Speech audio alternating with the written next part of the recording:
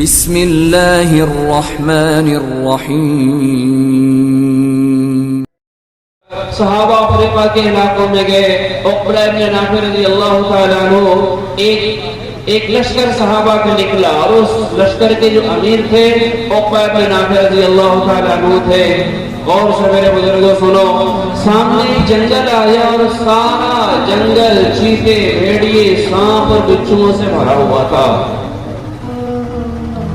آج میرے بزرگوں ہم اللہ اور اس کے رسول کی ماننے والے بن جائیں تو دنیا کی ہر چیز ہماری بات ماننے والی بن جائے گی۔ مسلمان یہ کہتے ہیں کہ حکومت بدلے گی تو ہمارا کام بن جائے گا۔ میرے بزرگوں یاد رکھنا، حکومت کے بدلنے سے مسلمانوں کو کبھی عزت نہیں ملے گی جب تک یہ مسلمان اپنے اعمال کو نہیں بدلیں گے، کبھی ان کا کام نہیں بن سکتا ہے۔ حکومت تو آنے جانے والی چیز ہے، کبھی یہ ہے کبھی وہ ہے، آتے جاتے رہیں گے،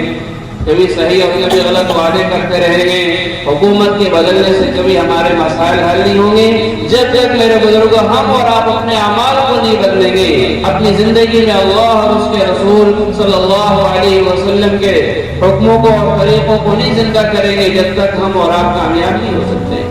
افریقہ کے علاقے میں صحابہ گئے، ٹھہرنے کے لیے کوئی جگہ نہیں تھی، سامنے بہت عجیب قسم کا جنگل تھا، چیتے، بھیڑیے، سانپ، بچھو اس میں بھرے ہوئے تھے۔ صحابہ کو یقین تھا کہ ہم نماز پڑھیں گے، اللہ تعالیٰ کی بارگاہ میں ہاتھ اٹھائیں گے، اللہ کی مدد آگے رہے گی۔ ایک میرے بزرگوں ہم سب یہ نیت کریں انشاءاللہ نمازوں کی پابندی کریں گے۔ آپ غور کرو، اگر ہم نماز چھوڑیں گے تو اس کا نقصان کتنا زیادہ ہوگا۔ ایک حدیث میں آپ کو سنا رہا ہوں، اسے آپ اندازہ لگانا۔ نماز پڑھنے کا فائدہ تو بہت زیادہ ہے، لیکن اگر ہم نماز چھوڑیں گے تو اس کا نقصان کتنا زیادہ ہے۔ دونوں حدیثیں میں آپ کو سنا رہا ہوں، اللہ تعالیٰ ہمیں اور آپ کو سمجھنے کی اور پھر اس پر عمل کرنے کی توفیق نصیب فرمائے۔ دیکھو میرے بزرگوں، کسی بھی مسلمان کے لیے سب سے بڑی خوش نصیبی یہ ہے کہ جب ہم دنیا سے جائیں تو ہمارا ایمان پر خاتمہ ہو جائے، ہماری زبان پر کلمہ ہو، لا الہ الا اللہ محمد الرسول اللہ۔ خوش رہے یا نہ رہے پر یہ تمنا ہے امیر، آخری وقت سلامت میرا ایمان رہے۔ جو مسلمان یہ چاہتا ہے کہ آخری وقت اس کی زبان پر کلمہ ہو، آپ جتنے بھی یہاں بیٹھے ہوئے ہو آپ اندازہ لگاؤ، سال بھر پہلے کتنے ہمارے اپنے جاننے والے، ملنے والے، محلے والے اور ہمارے علاقے والے کتنے ہمارے بیچ میں تھے، آج سال بھر پہلے ہمارے ساتھ میں تھے، لیکن وہ اس وقت قبروں میں چلے گئے، کیڑوں کے خوراک بن گئے۔ کتنی موتیں ہو رہی اس وقت میرے بزرگوں، کچھ اندازہ نہیں لگایا جا سکتا ہے کب کون چلا جائے۔ ایک شاعر نے بڑی عجیب بات کہی ہے، اپنے بے نور چراغوں کو ضیا دی جائے، نہ کہ ہم سائے کی قندیل بجھا دی جائے۔ قبر کی چوکھٹیں خالی ہے انہیں مت بھولو، نہ جانے کب کون سی تصویر لگا دی جائے، کب کون چلا جائے، کون سی شام زندگی کی آخری شام بن جائے، کون سی صبح زندگی کی آخری صبح بن جائے۔ سانس جو اندر گئی ہے وہ اندر ہی رہ جائے۔ کس وقت بازار کا کپڑا کس کے لیے کفن کا کپڑا بنا دیا جائے، کچھ نہیں کہا جا سکتا ہے۔ اتنی موتیں اس وقت میرے بزرگوں ہو رہی ہیں، اور اس ماحول میں بھی آدمی نماز نہ پڑھے، جھوٹ سے توبہ نہ کرے، ماں باپ کی نافرمانی سے توبہ نہ کرے، دوسروں کو دھوکہ دینے سے توبہ نہ کرے، اسی طرح اپنی زندگی گزارتا رہے کہ بہت زیادہ محرومی کی بات۔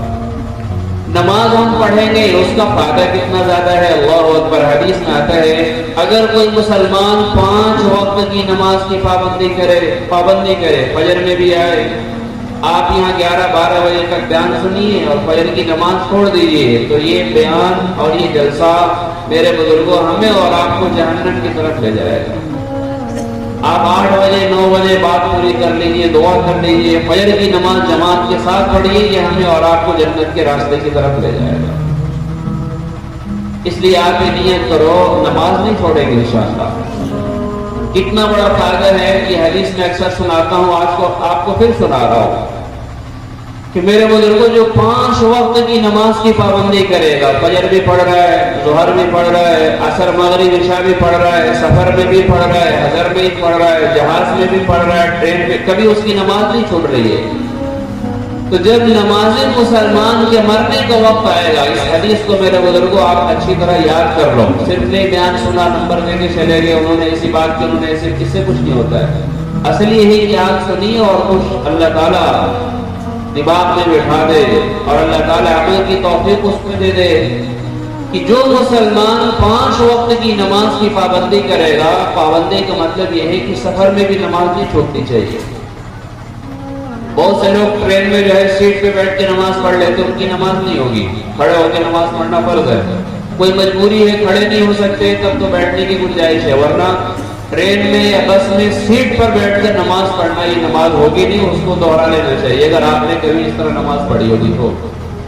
خیر جو آدمی نماز کی پابندی کرے گا اور نمازی مسلمان کے جب مرنے کا وقت آئے گا تو میرے بزرگوں حدیث میں آتا ہے جو فرشتہ روح نکالنے کے لیے آئے گا نمازی مسلمان کے پاس، وہ فرشتہ اس کی روح نہیں نکالے گا جب تک وہ فرشتہ خود اس مسلمان کو کلمہ نہ پڑھا دے۔ روح نکالنے والا فرشتہ ہی پہلے نمازی مسلمان کو کلمہ پڑھاتا ہے، پھر اس کی روح نکالتا ہے، پھر اس کے بعد اللہ تعالیٰ کی بارگاہ میں اسے پہنچا دیتا ہے۔ جس مسلمان کو اس بات کی فکر ہو کہ آخری وقت میری زبان پر کلمہ ہو لا الہ الا اللہ محمد رسول اللہ، خدا کی قسم مسلمان کے بھی نماز سے لاپرواہی نہیں کر سکتا ہے۔ لیکن میرے بزرگوں یاد رکھو، اگر نماز کے ساتھ ہماری لاپرواہی یہی ہوتی رہی جو آج ہم لوگوں کے اندر ہے، اتنی موتیں دیکھ کر بھی اور اتنی مصیبتیں دیکھ کر بھی آدمی اللہ کے گھر کی طرف قدم اٹھانے کے لیے تیار نہیں ہے، اگر نماز چھوڑتے ہوئے ہم دنیا سے جائیں گے تو اس کا انجام کیا ہوگا؟ یہ اصل مجھے بات کہنی ہے۔ نماز چھوڑنے والے کچھ نہیں کہا جا سکتا کہ یہ ایمان کے ساتھ جائیں گے یا بغیر ایمان کے جائیں گے، کچھ نہیں کہا جا سکتا۔ اس لیے کہ میرے بزرگوں حج کے بارے میں حدیث میں آتا ہے جس مسلمان پہ حج فرض ہوا وہ حج نہ کرے۔ ہم لوگ تو میرے بزرگوں آج علماء کرام کے پاس بھی نہیں آتے کہ لاؤ کوئی مسئلہ ان سے پوچھ لے۔ آپ جتنے بھی یہاں بیٹھے اگر آپ کو کھڑا کیا جائے اور پوچھا جائے کہ آپ بتاؤ حج کس مسلمان پہ فرض ہے، نماز کس مسلمان پہ فرض ہے، زکوٰۃ کس پہ فرض ہے، یہ سب مسائل ہمیں اور آپ کو مسجد میں آ کر علماء کرام سے سیکھنا چاہیے۔ حدیث میں ہے کہ جس مسلمان پہ حج فرض ہو اور حج نہ کرے، حج کیے بغیر مر گیا ہو، تو اللہ کے نبی علیہ السلام نے ارشاد فرمایا کہ پھر وہ مسلمان ہو کے نہیں مرے گا، یہودی مرے گا یا تو عیسائی مرے گا، اسے اسلام کی موت نہیں ملے گی، یہودی ہو کے مرے گا یا عیسائی ہو کے مرے گا۔ کون؟ جس پہ حج فرض تھا اور اس نے حج نہیں کیا۔ حضرت عمر رضی اللہ تعالیٰ عنہ فرماتے ہیں ایک مسلمان جس پہ حج فرض تھا، حج نہیں کیا، حج کیے بغیر مر گیا، اور اس کے مرنے کے بعد کوئی تیسرا مسلمان قسم کھا لے کہ میں اللہ کی قسم کھا کے کہہ رہا ہوں فلاں آدمی یہودی ہو کر مرا ہے، حضرت عمر رضی اللہ تعالیٰ عنہ کہتے ہیں کہ اس آدمی کی قسم سچی ہے، وہ یہودی ہو کر ہی مرا ہے، مسلمان ہو کے نہیں آئے گا۔ اب میرے بزرگوں بتاؤ حج کے بارے میں اتنی سختی حدیث میں، حج فرض حج نہیں کر رہا ہے، حالانکہ حج فرض ہونے کے لیے بہت پیسے چاہیے، کم سے کم 2.5-3 لاکھ روپیہ اپنی اصلی ضرورت سے اس کے پاس ہونا چاہیے۔ پھر حج دنیا میں ہر جگہ نہیں ہو سکتا، اس کے لیے خاص جگہ ہے، وہاں جانے کے لیے راستہ جو ہے کھلا ہونا چاہیے، راستے کا مامون ہونا ضروری ہے۔ ایک ایسی عبادت جس کے لیے اتنی اہم شرطیں، پیسہ ہونا چاہیے اور حرم شریف تک پہنچنے کے لیے پورا راستہ کھلا ہونا چاہیے، اس عبادت کے اندر کوئی آدمی لاپرواہی کر رہا ہے تو حدیث میں آتا ہے کہ پھر یہودی مرے گا یا عیسائی مرے گا، کچھ نہیں کہا جا سکتا اس کے بارے میں۔ تو اب میرے بزرگوں بتاؤ حج زندگی میں جو ایک مرتبہ فرض ہے اس میں لاپرواہی کرنے کی وجہ سے ہمارے نبی کہہ رہے ہیں کہ اس کا چھوڑنے والا یا تو یہودی مرے گا یا تو عیسائی مرے گا۔ تو جو نماز دن رات میں 5 مرتبہ فرض ہے، اس نماز کو چھوڑنے والا کیا ضروری ہے کہ مسلمان ہو کے مرے گا؟ ہو سکتا ہے کہ یہ بھی یہودی اور عیسائی ہو کر دنیا سے جائے۔ بھائی کچھ بات سمجھ میں آ رہی ہے؟ بولو بھائی۔ حج چھوڑنے والے کے لیے ہے کہ وہ مسلمان ہو کے نہیں مرے گا، تو نماز چھوڑنے والے کے لیے کیا ضروری ہے کہ مسلمان ہو کے مرے گا؟ یہ اس لیے میرے بزرگوں نماز کے ساتھ لا یہ تو ہو سکتا ہے کہ غیر ایمان والے نماز پڑھ لے، لیکن ایک مسلمان ہوتے ہوئے نماز چھوڑ دے نہیں ہو سکتا ہے۔ حدیث کے اندر آتا ہے اسلام کے اندر نماز ایسے ہے جیسے جسم کے اندر سر کے بغیر سر کے جیسے آدمی زندہ نہیں رہے گا، ایسے ہی نماز کے بغیر مسلمان حقیقی مسلمان باقی نہیں رہے گا۔ آپ نے ایسا آدمی تو دیکھا ہوگا جس کا ہاتھ نہ ہو، ایسا آدمی دیکھا ہوگا جس کا پیر نہ ہو، ایسا آدمی دیکھا ہوگا جس کی آنکھ نہ ہو۔ بغیر ہاتھ کے آدمی زندہ رہ سکتا ہے، بغیر پیر کے آدمی زندہ رہ سکتا ہے، بغیر آنکھ کے آدمی زندہ رہ سکتا ہے، لیکن میرے بزرگوں بتاؤ کیا سر کے بغیر بھی کوئی آدمی دنیا میں زندہ رہ سکتا ہے؟